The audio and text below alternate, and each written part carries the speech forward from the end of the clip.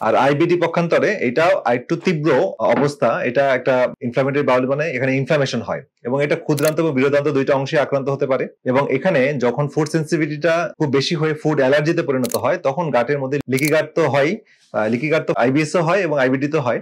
এবং লিকি গাটে আমার ভিডিও আছে, সেটা বিস্তারিত দেখে নেবেন, টোটাল পিকচারটা আপনারা বুঝতে পারবেন লিকি গাট আসলে কি, কেন হয়, কি কি করা উচিত সেটা নিয়ে সামগ্রিক আলোচনা করেছি। আজকে এই পরিসরে এটা আলোচনা করব না। তো লিকি গাট যখন অনেক বেশি ইরোশন হয় বা যখন ব্লাড ভেসেল টাচ করে তখন সেটা আইবিডি তে কনভার্ট হয়, হ্যাঁ, অর্থাৎ ইনফ্লামেটরি বাউল ডিজিজ। এবং এটার মধ্যে ক্রস ডিজিজ এবং আলসারেটিভ কোলাইটিস দুইটা অংশ আছে।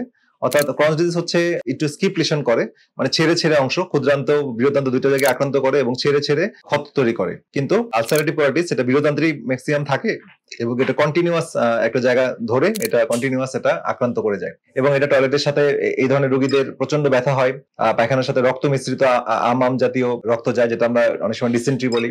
তারপরে হচ্ছে অনেক সময় জীবাণু দেখা যায়, উপকারী ব্যাকটেরিয়া এবং ক্ষতিকারক ব্যাকটেরিয়ার যে ভারসাম্য সেটা নষ্ট হয়, বা যেটা আমরা ডিসবায়োসিস বলি। অনেক সময় ফাঙ্গাস ওভারগ্রোথ হয় এবং অনেক খাবারে তার তীব্র প্রতিক্রিয়া দেখা যায় এবং রোগীদের বমি ভাব হয়, রক্ত কমে যায়, বিকজ রক্ত এখান থেকে লিক করতে থাকে, যেতে থাকে, রক্ত শূন্যতা বা এনিমিয়া হয়, জ্বর জ্বর লাগে, হ্যাঁ, কারণ ইনফেকশন বা ইনফ্লামেশন দুইটি চলতে থাকে। তো এই দুটার মধ্যে আমরা অনেকগুলো লক্ষণ বললাম, পার্থক্য করলাম, রোগীরা এরকম আসে। এবং আইবিডি রোগীদের ক্ষেত্রে কিন্তু ওজন কিন্তু দ্রুত হ্রাস পায়, এটা খুব ইম্পর্টেন্ট। এবং আইবিএস টা যেহেতু ফাংশনাল প্রবলেম, এটা অনেক দীর্ঘদিন মানুষ বয়ে বেড়ায় এবং এটা সাধারণত ক্যান্সারের ঝুঁকি বা এই জাতীয় ঝুঁকি অতটা তৈরি করে না।